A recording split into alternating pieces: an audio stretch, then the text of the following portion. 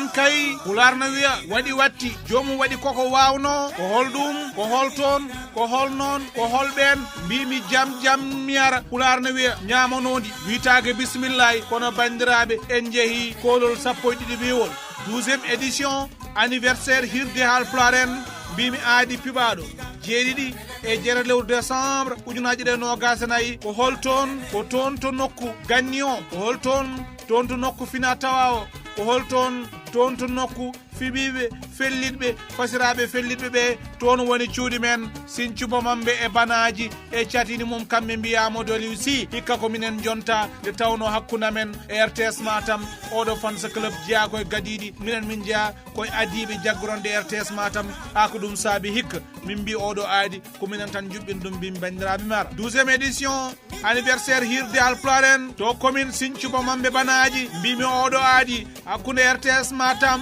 e fans club RTS Matam bo Sinthiou Bamambe banaji catini mum woni parrain ɗiɗo jammaji e ɗi ñalɗi ko Mamadou Talla ancien ministre d'État maire commune bo Sinthiou Bamambe banaji o wi kanko Mamadou Talla ɗum ɗo de ko kosamam yane koddam walla ko koddam ndufe kosamam ala no mbaɗanmi sonami dillinami yarade tawno so Sinthiou Bamambe naaɓe juɓɓini mi arat kono so RTS noddi mi nototo kanko wi hatte ko min jogori wonde parrain ɗiɗo ñalawmaji ɗiɗo jammaji kono noon mbo wi parrain wi baban golle wi yuman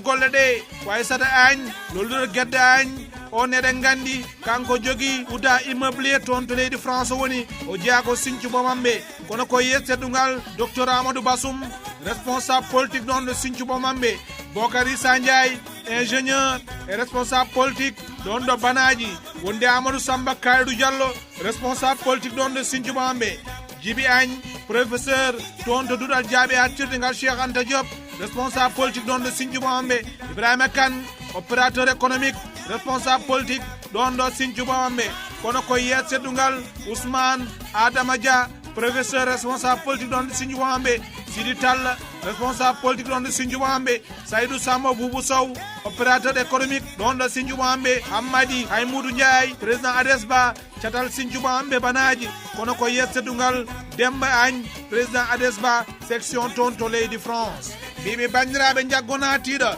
ko anniversaire mo hay goto wonta waɗede présenté e nder diwan mo Matam nde dawno duuɓi sappo e ɗiɗi wona balɗe sappo e ɗiɗi duuɓi sappo e ɗiɗi réalisation ngaji pattam lami mbaɗi hen ndiyam dañama hen kayitaji jiminan dañama hen cellal dañama hen